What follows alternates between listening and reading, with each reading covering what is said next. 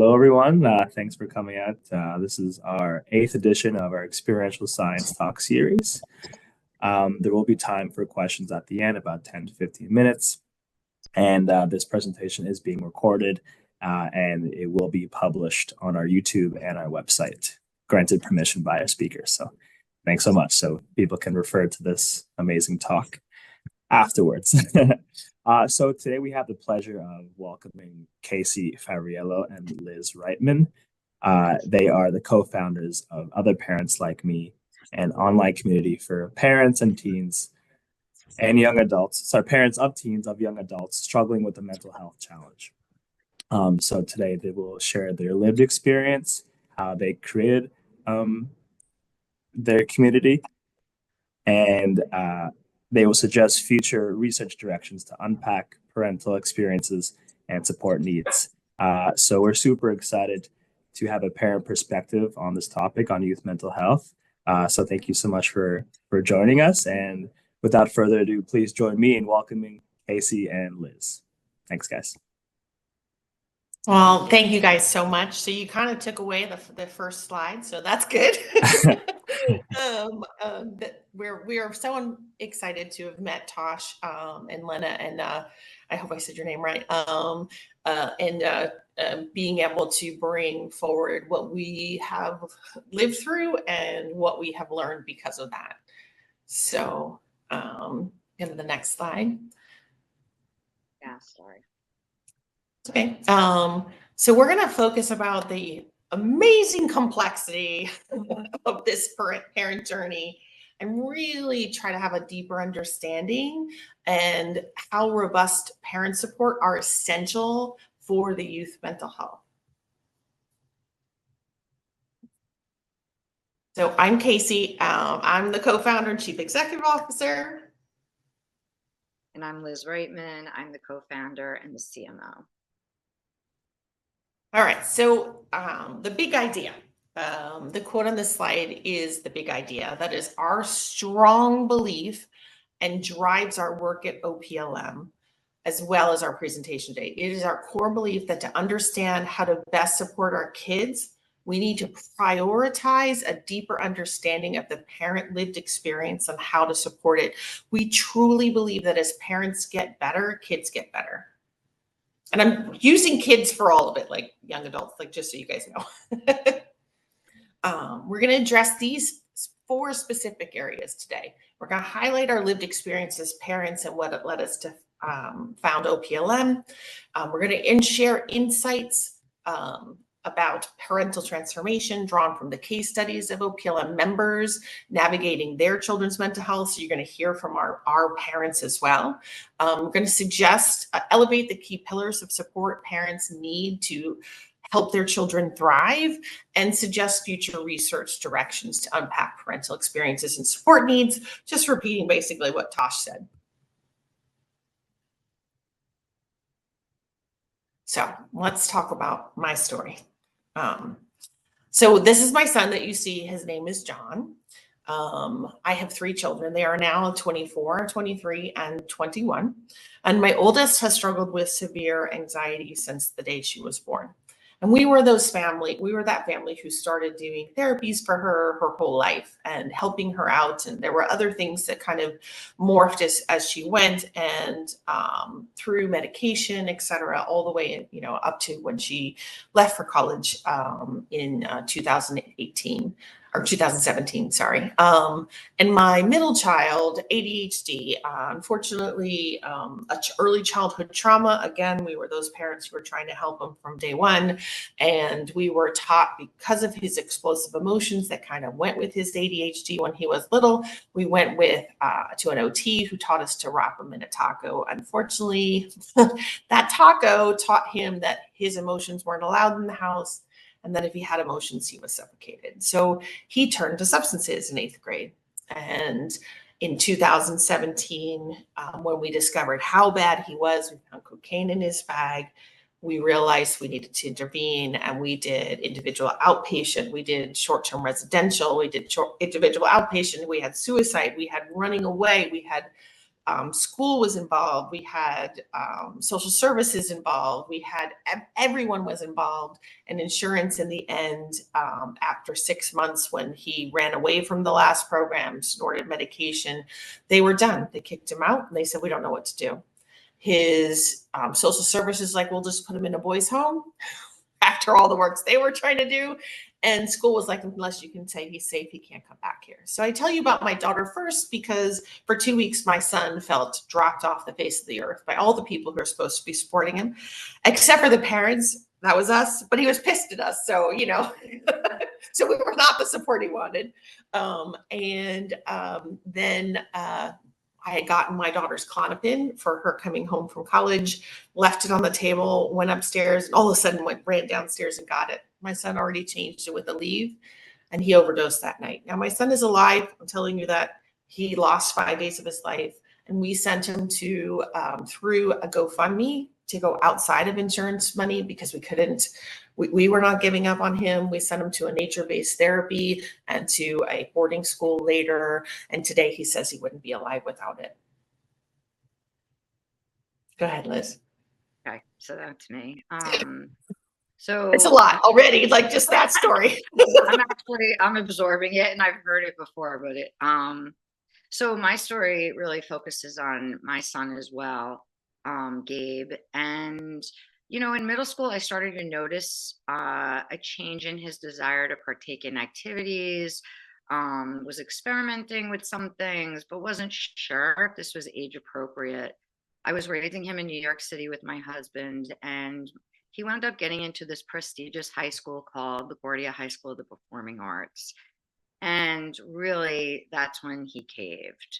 The pressure of this school, because it's twofold. He was getting a music degree and a regular educational degree. And essentially, he began smoking pot every day. I since learned it was helping him with his anxiety and his depression, of which I had no idea that's what he was struggling with. I was just dealing with the pot and freaking out. He failed classes. So now this school was considered the longest school day in the East Coast, and now he had to go to night school. So he was in school after 6 p.m. He dropped out of all extracurricular. And what was challenging, aside from all of that, was my husband of 25 years had lost both his brothers to drug overdoses. So our parenting was like, whew, we could not get on the same page. He really looked at it as like, there's no way there's something wrong with him. He's not going to be like my brothers. And that just elevated my anxiety and need to try to fix the situation. And, I'm in New York City. I feel like I'm somewhat smart. I should be able to figure this out. And I was stunned at how hard it was to find help, to find resources. I remember I finally found a place that could help. And they actually told me my son had to check himself in. And I was baffled by this because I was like, he's 16 years old. Like, of course he's not going to do this. And I'm responsible for him. And what are my rights? I was just really miffed by the whole thing. Unfortunately, he started to talk about suicide. And that is actually when my husband realized we needed to find something else. And really, with a lot of luck, we were able to find this amazing therapist that then led us on the path to Wilderness and then on to a therapeutic boarding school where I met Casie. The other thing I should say is I wound up getting divorced after 25 years. And I won't say that it's because of the situation, but it definitely made it more challenging. So the way we like to talk about how OPLM started really was Casie and I met at this therapeutic boarding school. And unfortunately for our boys as well as ourselves, COVID happened. So we were no longer able to really have, face-to-face time with the parent community we had met or our boys. And Casie was really feeling that loss, that need for a community. And so she started with 10 parents that she had met at the school, just an online group for everybody to support each other. And through word of mouth and other parents mentioning, and the therapist, this group of 10, 15 parents grew to 350 in less than a year. And Casie needed to get other parents to support her. She offered other days. And so she came to me because I was running a branding agency in New York and said, "You run a business, what do you think about trying to make this something that's out there to the world? We're seeing the value." The school owner said to us he'd never seen such a marked difference in the parent population. They no longer needed a mentorship program because there was this fellowship. They saw a tremendous difference in the therapeutic setting with the boys and their parents, because now parents were doing their own work. And so for us, we were, seeing the results ourselves as being a part of these groups, but hearing from all these other parties. So we decided to go for it in 2022. And our mission was to create this virtual, anonymous, safe space for parents where we could connect, share, and grow. So what is OPLM, right? So at our core, we offer 17 online support groups. They're offered at different times because we now serve over 50 states, 11 countries, and 300 cities. So we want to offer varying times so anybody can get on, especially even during lunch, right? If you need that break during work to jump in. Our meetings don't go the full hour to give people the ability to have a pause when you're done and then go on to your next meeting or whatever else. All of our groups are led by peer parents. So these are trained, paid individuals that are having these same lived experiences. So they're walking the walk and talking the talk, right? And they create this safe space. And we value having two because one might resonate with you more than another.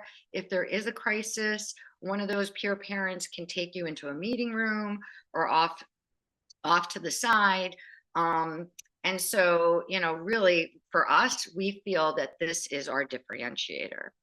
In addition, every Thursday at 8 p.m. Eastern Standard Time, we have experts come and speak to our families. And this is really wonderful because this is an opportunity for them to actually ask questions. And so there's great dialogue. And you'll see on our next slide a sample of the different videos we now have in the can. I think it's over 200 videos that we've recorded. And then finally, this was very important to me. We have this tremendous resource-rich resource hub. This is a directory of individuals, organizations that people can go to that our team has vetted. It's a glossary of terms because there's a lot of acronyms out there that get very confusing. And then we do a deep dive in putting podcasts, books, articles relating to what's happening in the mental health space that's all searchable.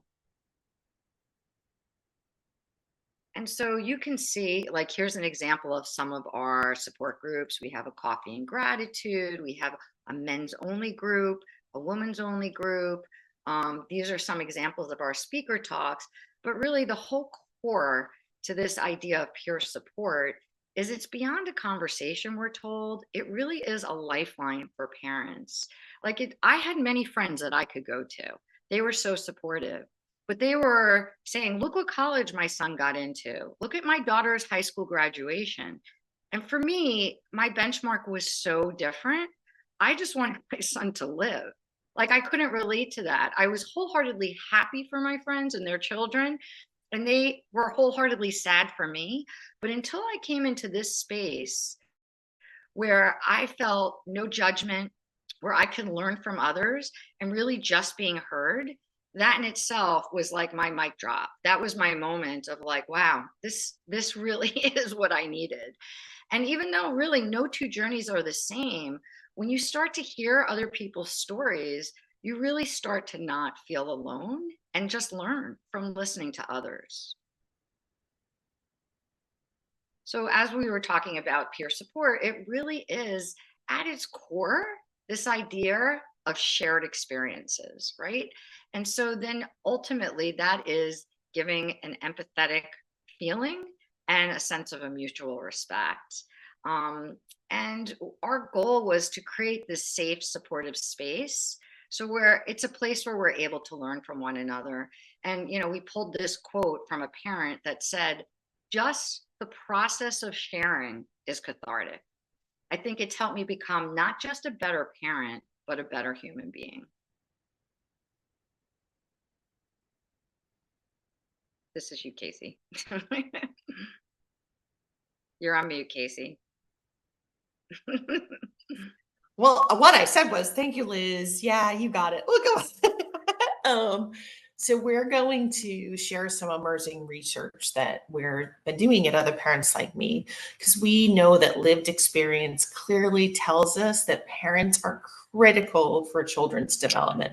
What's more, there is abundant research supporting the critical role that the family system and caregiving relationships play in children's well-being, particularly when the child faces mental health struggles. And yet the field is emerging at best now in its understanding of the complexity of the parent experience and the system of supports that fosters the parental evolution and the children. So we focused at OPLM, we illuminate the parent experience. We did sets of interviews that were 1 hour long with some of our members, and we did include moms and dads. And these were our 3 research questions that we were trying to learn from. So how do parents of children with mental health challenges describe their growth and evolution over time? What supports parental evolution and transformation? What gets in the way? And we're going to walk through some insights with each of these slides.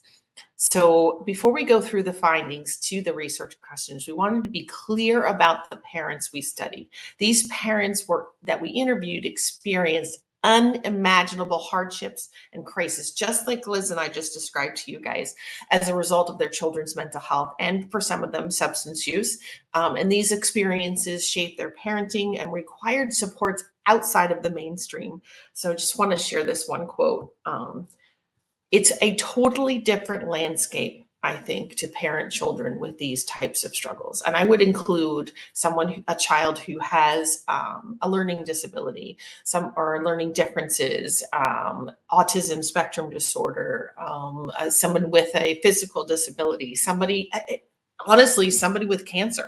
Like a lot of this is a big struggle. All right. So our research question 1. How do parents of children with mental health challenges describe their own growth over time? Go to the next one. So we heard many common themes as parents spoke about the shifts they made in their parenting over time. And these shifts align very much to what we know as adaptive, effective parenting, according to the research in this area. So specifically, they painted a picture of them shifting towards a more authoritative parenting style and marrying empathy and attunement with healthy boundaries to support the child's independence and autonomy. And they described learning to attune and validate, to listen and communicate effectively, to prioritize relationship instead of what the struggle is, to hold boundaries with love, and even though they have struggles, still holding boundaries, and to allow the child to struggle with painful emotions.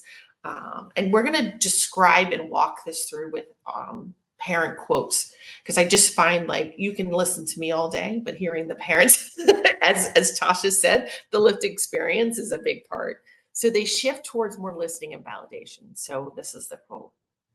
My current parenting style is to be much calmer, to be a much better listener, to validate emotions and feelings, and the very simple notion of pausing, or the acronym WAIT, why am I talking? These are powerful tools that these parents are learning and help their child in dramatic ways for such a small thing. All right, next one. So another quote is understanding that they need to validate, not rescue. So I can be there for her. I can validate her when she's upset, but it's not my problem to solve, if that makes sense. So one of the strongest themes of the interviews is parents learning to allow their children to struggle. And I will say this, grapple with pain and discomfort and uncertainty without rescuing them. And I was a rescuer for a long time. And I still, now that they're 24, 23, and 21, and it's been 5 years, they still have struggles, and I still have to not rescue. So it's very difficult to do that, to foster this independence. Yeah. Everything I say and everything I do is filter the focus and the intention of helping her fly. This is like one of my favorite quotes that one of the parents said, because she was just understanding that goal of her child's independence and ability to function and thrive on her own was the key to their future relationship, and for the child to be more autonomous. So they okay, whoops. They adapt and tailor their approaches to their complex child, and while being a safe and steady presence, like a safe and steady presence. Our kids, and I know Liz felt the same way, we've talked about this. I was crazy sometimes, like they were looking for me to be safe and I would be yelling because I was so fearful, right? And so they need you to be able to hold that and be safe for them. So my wish is that, the quote, she has a felt knowing that I'm always here. I'm with her, I'm beside her, I'm walking behind her, and I hope that she feels that and that she feels a security with me. So parents, we have to learn so hard how to be less rigid, less black and white, understand that our children have thousands of gray, just like us. We're not black and white, and to be more responsive to their needs, to be dynamic and fluid and constant presence. In fact, today, my daughter, my 24-year-old, called because she's worrying about something, and I'm trying to validate. She goes, "Stop being therapy." And I said, "No, I was not that person you needed before. I'm trying to be that. I'm hearing you and I'm listening to you." And she was like, "Okay." So that's a hard one.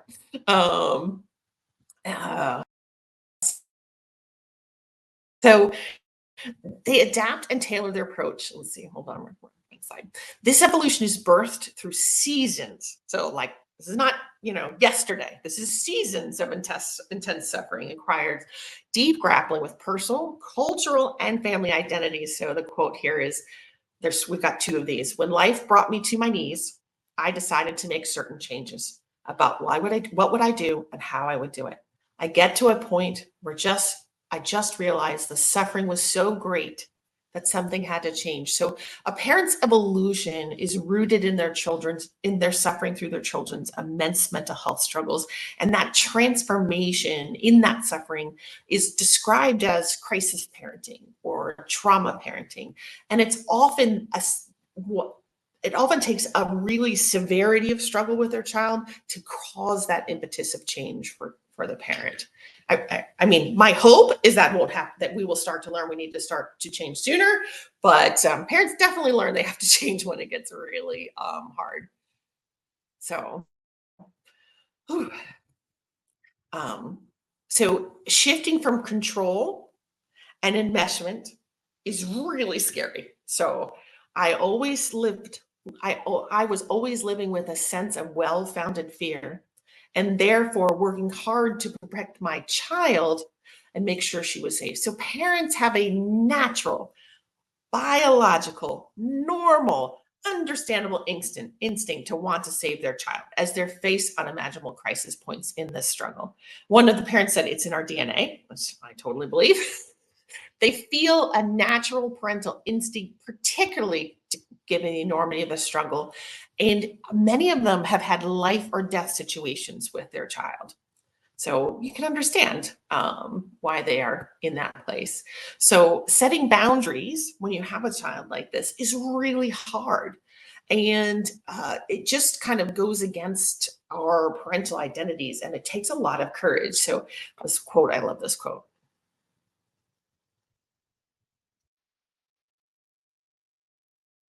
I found kind of my brave voice as I parent through this journey. I recognized at some point that I was afraid of putting my foot down. of being strong with her. And that was also wasn't serving her or me. And it was terrifying actually to think about setting boundaries with her because she was struggling so hard, because she was in so much pain. I mean, it's counterintuitive to go against your innate parental instinct to protect your child.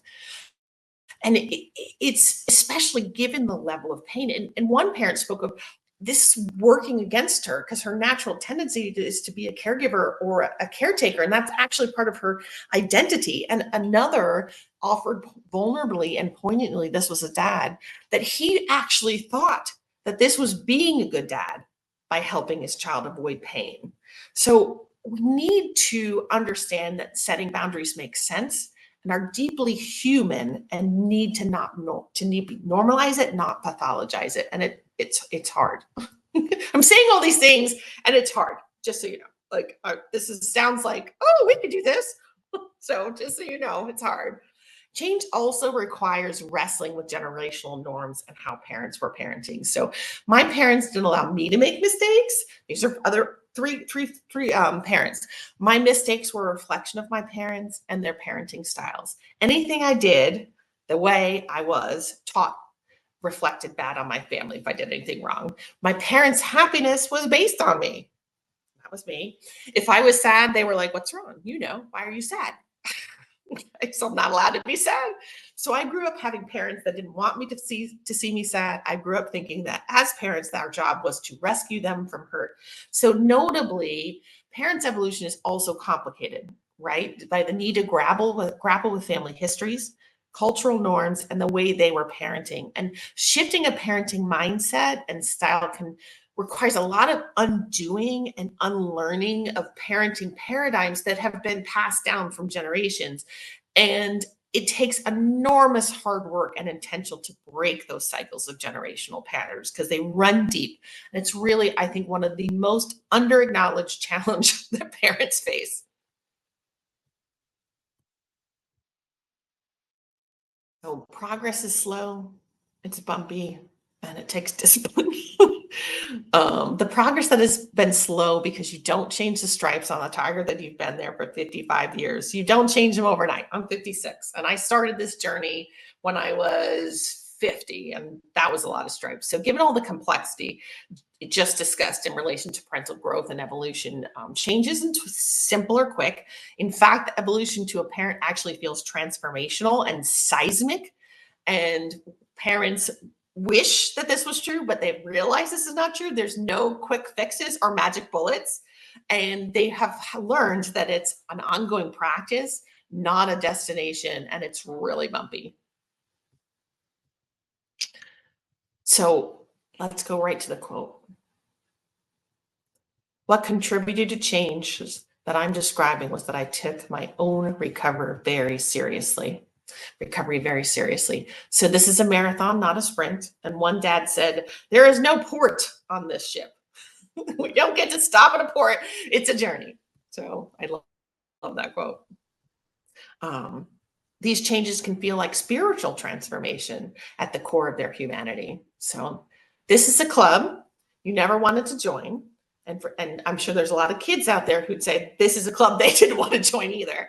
And for those of us who want to take up the challenge, the growth opportunities for us as human beings, as well as partners, parents, friends, are incredibly poignant, profound growth, insight, awareness, healing. Like, it's amazing that parents change who they are in this world, not just with their kids. All right. Thank you, Casie. So now that we've explored the kinds of changes that contributed, we wanted to look at, what supported this transformation. So what we learned, and which is the root of everything Other Parents Like Me is it's community, right? The chance to be able to connect with people who they get it, right? And so when all of a sudden you don't feel alone, you actually are able to really give yourself your own self-compassion, and it normalizes what's going on in your home. I think that the more of us who find ourselves on this path, I think we're all normalizing to some extent what feels so completely abnormal, right? Like, I think that helps in some capacity because you don't know where else to go. We also learn from each other, even though nobody's giving advice, just listening. I know what I experienced was after I had been going to the groups for a while, when I saw somebody new join, they'd be crying, they'd be just talking about their child, versus the people that had been on the journey longer, like maybe myself, you're actually talking about yourself and you're calmer. And so that seeing that new person sort of shows you how far you've come. And that new person sees that person that's further along in the journey and is like, I want that. So there's beauty in just seeing how different we are, but where you can be. It's being able to come into this space, feel connected to people because they have a sort of shared experience. We may not have the same background, or kids haven't gone through exactly the same things, but there's so many commonalities. It just makes it a safe space to be and to learn from someone else when they share. Just the process of sharing can be cathartic.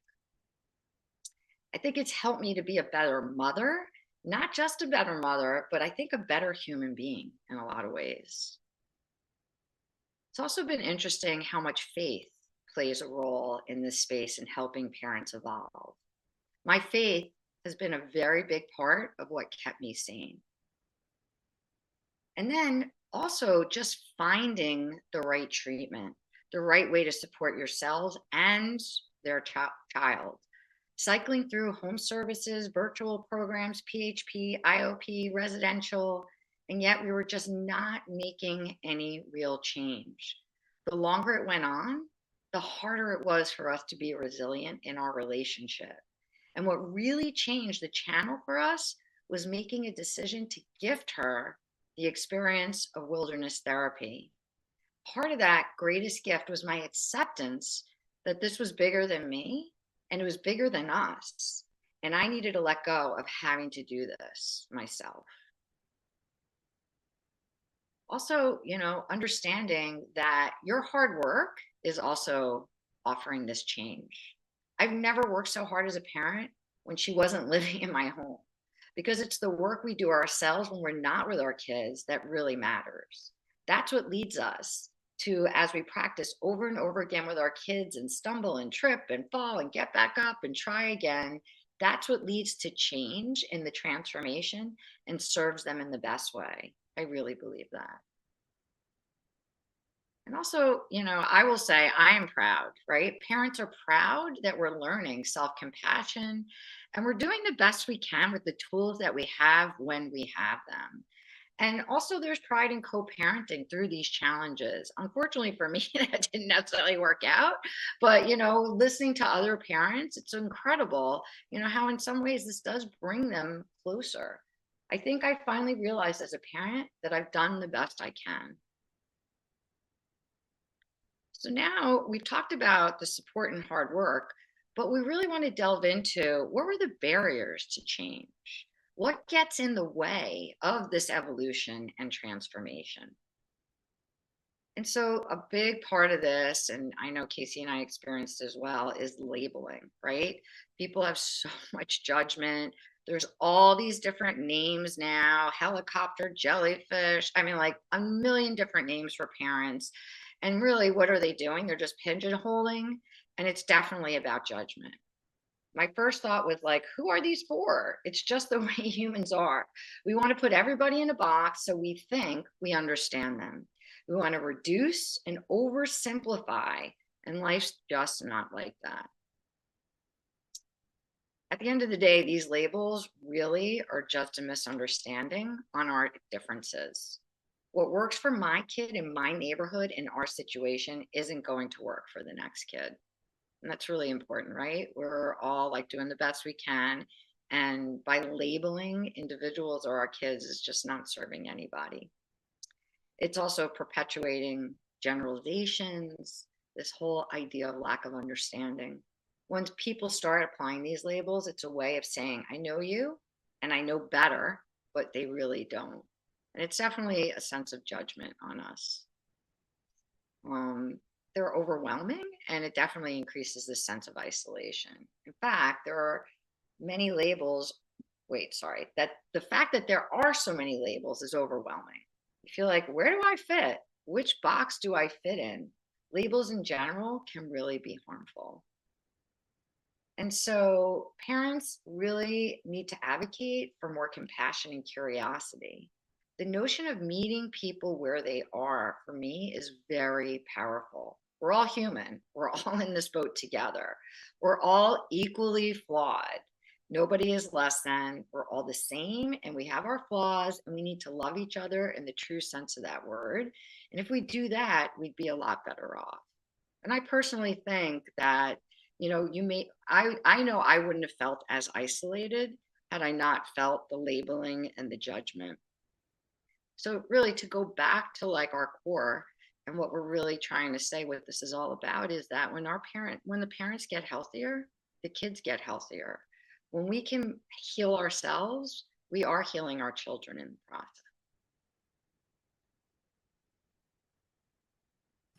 Thank you, Liz. And as Liz was talking about the labels and all that, I was reflecting on how much I, with my 3 children, was looking for some way to pigeonhole even my kids, like looking for some labeled disorder instead of seeing my kid as the whole thing. And I think that's, something that parents can strive for as well, is if, just as they don't want to be pigeonholed, find a way to not pigeonhole their kids. So looking across these parent interviews, our own lived experience, and what we have learned through immersing ourselves in this field as co-founders of OPLM, we'd like to synthesize what has been shared so far, lifting up 2 critical areas that we believe need attention in order for parents to heal and ultimately thrive. And this will benefit their kids actually as well. So first, we need to change the narrative. Parenting is hard. It's never simple. Parents are too often met with blame, judgment, critique, and oversimplification of a significant complexity of our role, particularly when parenting children with mental health challenges. And this matters for the outcome of our children. So honor the complexity, respect the differences, struggle with curiosity and compassion, elevate their lived experience, and remove judgment and blame. And second, we need to expand equitably parents' access to robust and interwoven systems of support.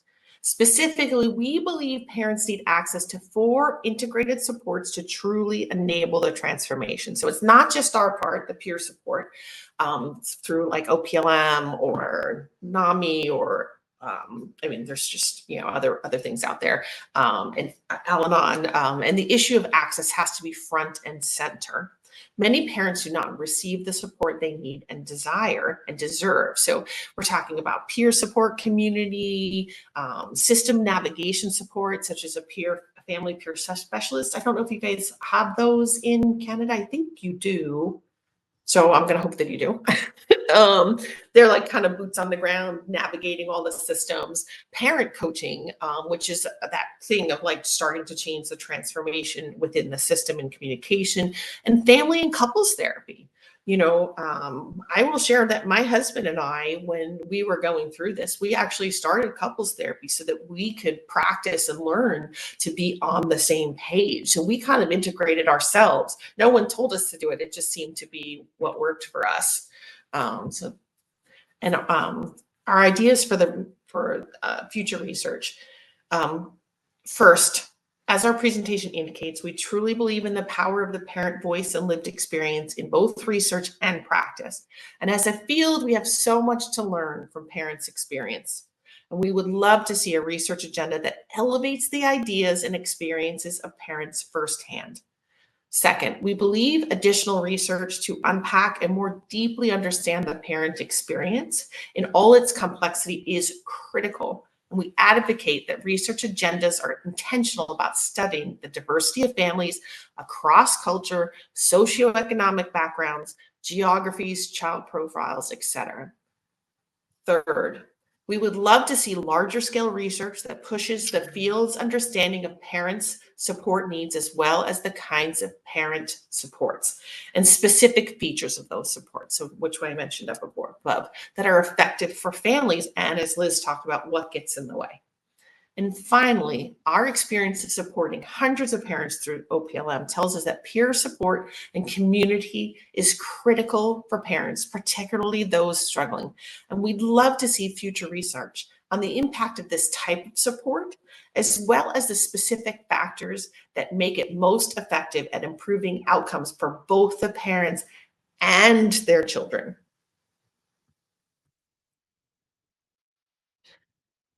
Ooh. And in the spirit of elevating the voices and lived experiences, we have a couple more quotes.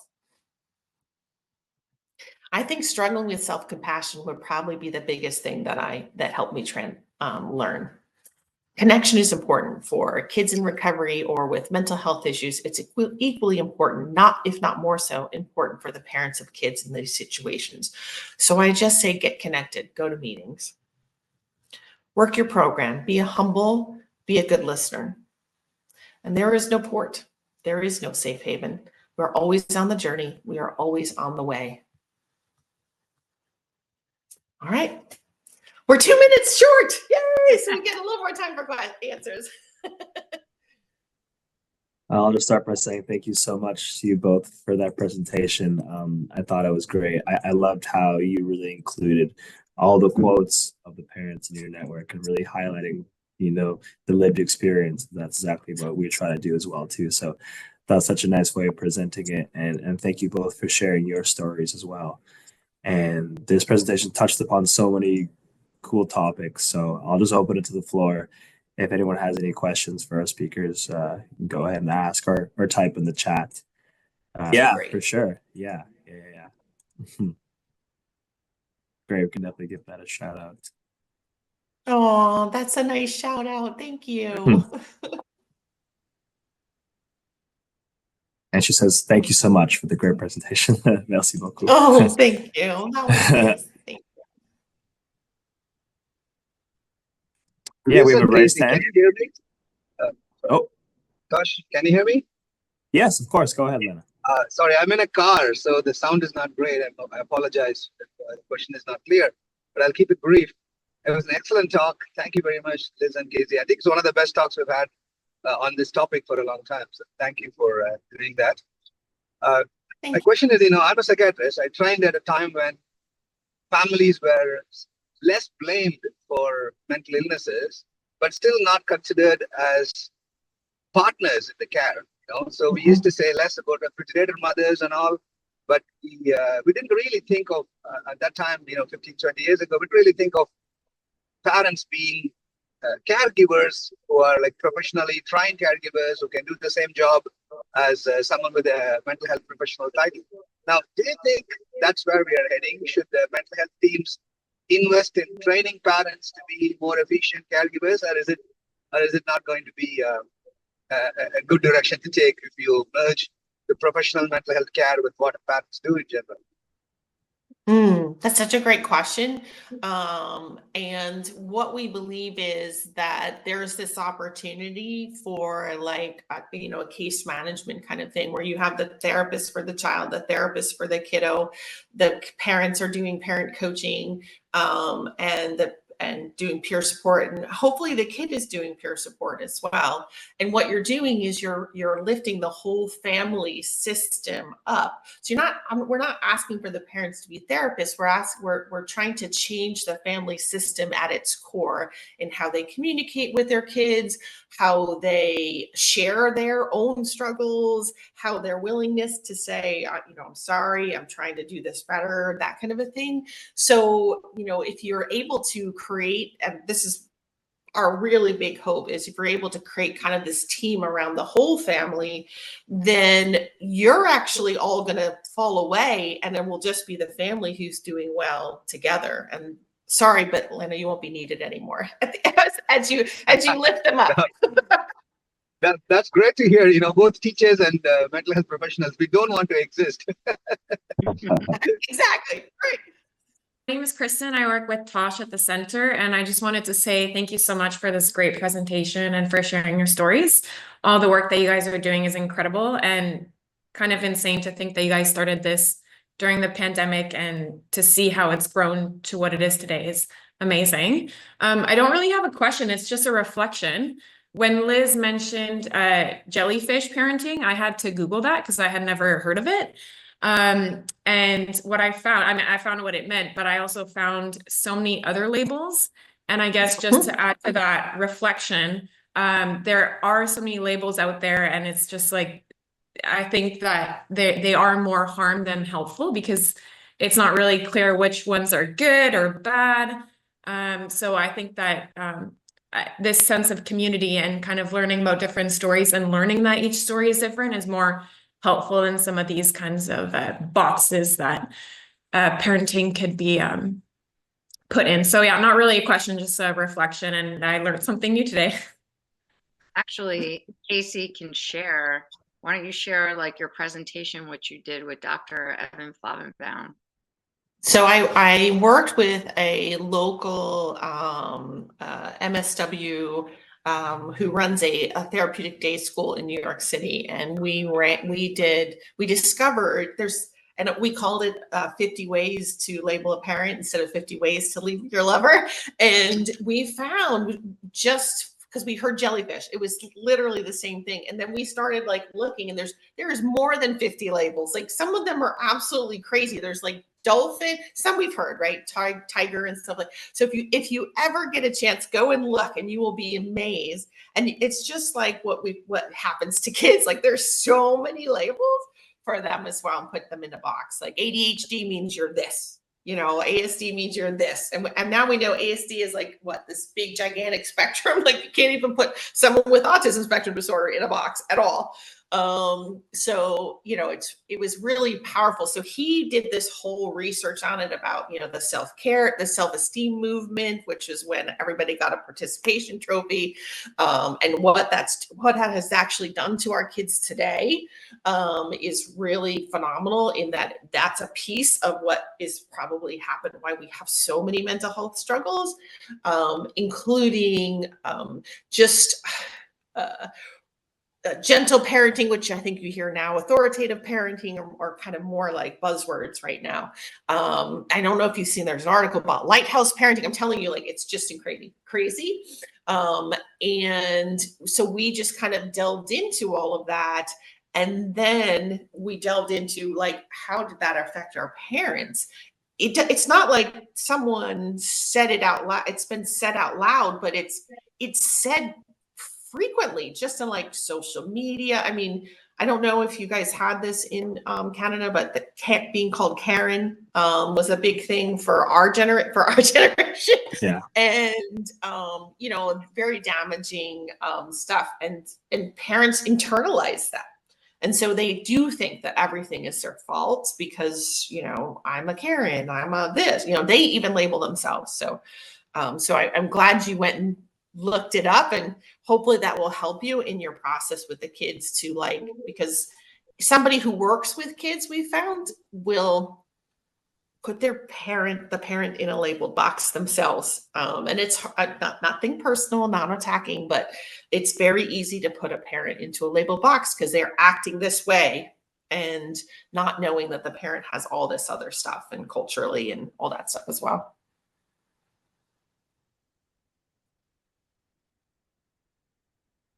Thanks for that. And I think it's really important to have just people share their own experiences and share their diversity and their different cultures, their different practices, to see, there's not really one way, and it's really cool, I think, just to share your own story and hear other people's, to really reflect, okay, there's another way of doing things. And that's what you guys do so well. I mean, it seems like such a big community you guys have created. So I think it's so important just to obviously hear other perspectives. So, one thing that amazing. we've seen is, like, we have these two parents. One had a 9-year-old who had suicide ideation, oppositional defiance disorder, and there was another parent who just learned of her child's challenges after he graduated college. And they were from different parts of the world, different ages of their children, different challenges, and yet they became so close. There was this commonality, something clicked, whether it was their stories or whatever, that really for us was, a lot of ahas, realizing that it's really again, it's being able to speak your truth, being heard, that we may not have that same journey, but this was a direct example for us of different ages, different locations, different challenges, and yet they found a bond together. So cool. I'll ask, I guess, like in any of these support groups y'all run, is there any tension? Sometimes, I mean, there must be when there's like differing opinions that people might not agree on. How do you navigate that and kind of have someone maybe who's so rigid start to open their mind to another way? So I'm gonna if it's okay if I'm gonna call out that we actually have one of our peer parent facilitators with us and let her share her experience, because she was a parent first and then converted to a facilitator. So Jenny, go ahead. Great. Sure. Hi. I think that's such a good question. And honestly, the answer is a little surprising almost for me, which is that, to be totally honest, the model that Liz and Casie set up, it just naturally forges connection and sort of a falling away of advice and guidance and opinions intentionally. And so in my experience, there's not a lot of conflict and tension that comes up. And I say that really honestly. There's something beautiful in the way they've created a community with a shared set of values that we're sort of here to listen to each other. And I think, you know, when you come to this kind of experience, it's humbling. And so that also is probably part of the tone that's set. You know, people have been through a lot. So I find that the vibe is much more around listening and connecting than it is around grappling with difference. Not that it never comes up. I don't know if that resonates for you and you, Casie and Liz. Definitely. I've also 100%. in talking to some of the parents, you know, what's been interesting is like one mom that I spoke with, she said every Friday this was in her calendar. That support group was her time for herself. And she called the group the Unshockables. That's how she labeled her group, because anything she said, they were like, yeah, what else you got? Been there, done that. You know, I thought that was actually, I mean, really kind of funny that we were like, maybe we should have named our company that.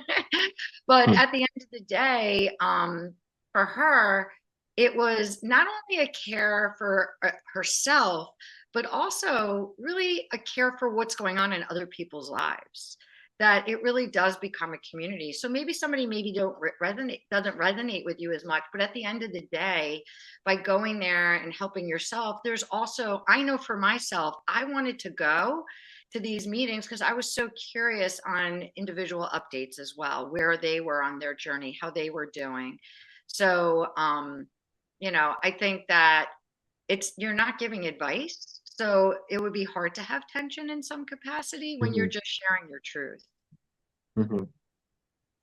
That's great. That's great. You guys have really created a space for it. Everyone feels safe and people can learn from each other.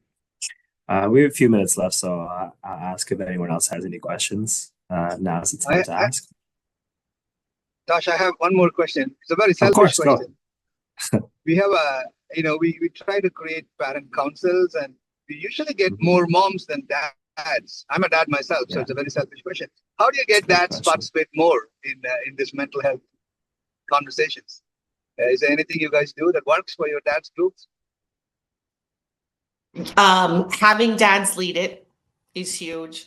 Having dads' voices in our blogs, in our stories that I've even in my newsletter, I've had a couple dads take over and they've written, you know, the newsletter that week. So they're seeing and hearing other dads share. And in some of the groups that are both communities, both male and female, you know, all genders can be there. We have a male, cis male and cis female who do present, and that gives them the opportunity as well, because sometimes they'll only show up with their wife. And now they see a male doing it, and that male will say, hey, by the way, we have 2 men's groups. And that also invites that opportunity for them to be like, oh, I can do this for me too.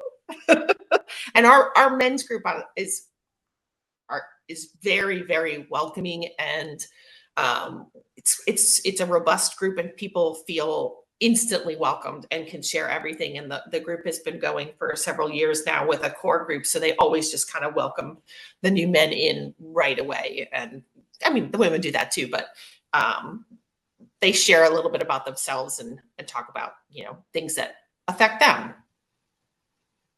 And Ted Lasso helps. Of course. Thanks. Thank you. Great question. Anyone else?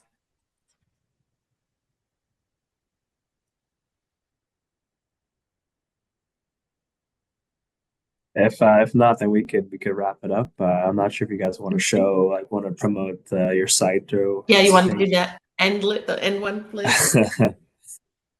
Sorry. Just so people can see.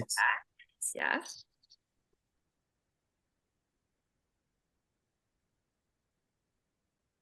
Sorry, I didn't even realize we had another page. Is this the last one? It's super easy. Please feel free to reach out to myself or Liz. But the end of our it's literally the end of our name. It says Casie at OPLM.com. So our website is OPLM.com. You get 2 weeks free to try it out. We do have Canadian members. We have quite a few. So this was exciting when you're part of the countries that Liz was talking about. We have 2 weeks you get to do a trial. It's $49 a month. So you could go to all 17 meetings in a week, and it's going to cost you less than 60 cents. Or you can purchase for the whole year and save yourself a month. Yeah, this is a place for you. Thank you for giving us this opportunity. Yeah. Thank you guys so much. Thanks so much for sharing and talking with us. We really appreciate it. So, there. Thanks, guys. Thank you. Thank you.